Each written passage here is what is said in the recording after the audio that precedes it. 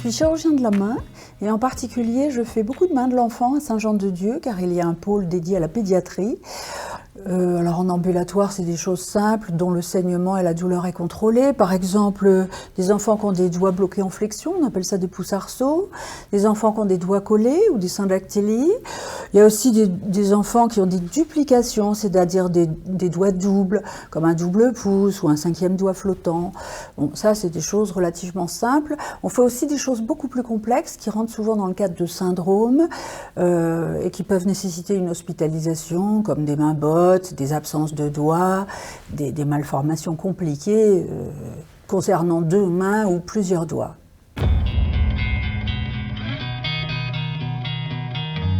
Les parents cherchent en général des référents dans ces pathologies spécialisées. J'ai la chance d'être dans un pôle de référence à Necker où je suis responsable des malformations congénitales. Donc en fait, les enfants viennent de partout et on fait en sorte que tous puissent être pris en charge, même si ici nous sommes une clinique privée. C'est un établissement qui a une mission de soins et tous les enfants sont pris en charge au mieux pour eux.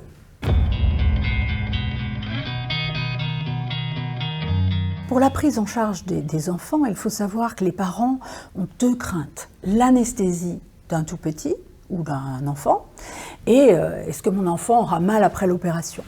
Donc à Saint-Jean, les anesthésistes viennent presque tous de Necker. Ils ont une compétence particulière et une spécialité d'anesthésie pédiatrique. Ce qui fait qu'il y a une part d'anesthésie générale ou de sédation obligatoire dans les âges les plus bas, mais également des anesthésies loco-régionales en complément, ce qui fait que quand l'enfant sort du bloc, il pleure 5 minutes de faim ou parce qu'il veut voir sa maman, mais son membre est indolore et se réveille tellement progressivement qu'il n'a jamais vraiment mal. C'est ce qui fait qu'on peut opérer des enfants en ambulatoire sans les endormir trop, grâce à cette anesthésie locale complémentaire, ou pour les pathologies plus lourdes qui nécessitent une hospitalisation, eh bien l'enfant n'a pas mal la première nuit, par exemple. C'est très important.